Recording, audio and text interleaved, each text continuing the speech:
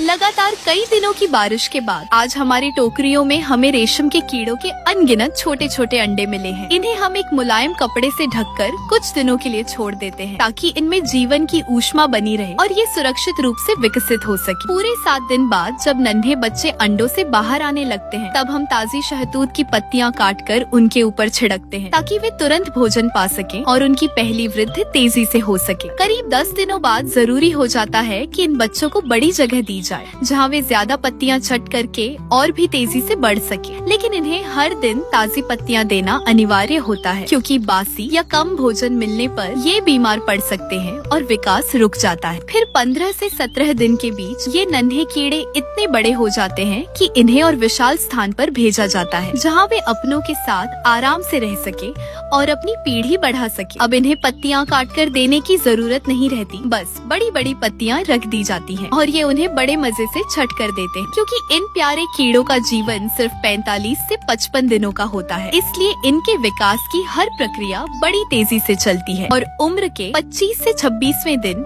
ये अपने सुंदर रेशमी घोंसले यानी कोकून बनाने लगते हैं। हम सूखे पुआलों से इनके नरम नरम बिस्तर तैयार कर देते हैं। इनकी लार ग्रंथियों से एक चिपचिपा द्रव निकलता है जो हवा लगते ही रेशम में बदल जाता है और ये लगातार सिर घुमाते हुए इस धागे को अपने चारों ओर लपेटते हैं और धीरे धीरे कोकून का निर्माण करते हैं। रेशम के कीड़े खुद को कोकून के अंदर बंद कर लेते हैं क्योंकि उन्हें अपनी सुरक्षा, परिवर्तन और अंततः तितली बनने के लिए पूर्ण अंधकार और शांति की आवश्यकता होती है। और फिर 30वें दिन वे इस कोकून से बाहर आते हैं, एक नई काया, एक नए रूप, प्यारी सी तितली या फितिंगा बनकर। कुछ ही दिनों में ये फिर प्रजनन करती है, अंडे देती है और खुली हवा में अपनी आधी उम्र जीने निकल पड़ती है। और देखिए, इतने दिनों की देखभाल के बाद आज हमारे पास ये चमकदार, हल्के, खोखले कोकून है जिनसे बेहद मुलायम, महीन और सुनहरे रेशमी धागे निकाले जाते हैं और इन्हीं धागों से तैयार होते हैं सुंदर सुंदर शिफॉन के वस्त्र जिन्हें पहनने से शरीर को हल्की ठंडक मिलती है। कपड़ा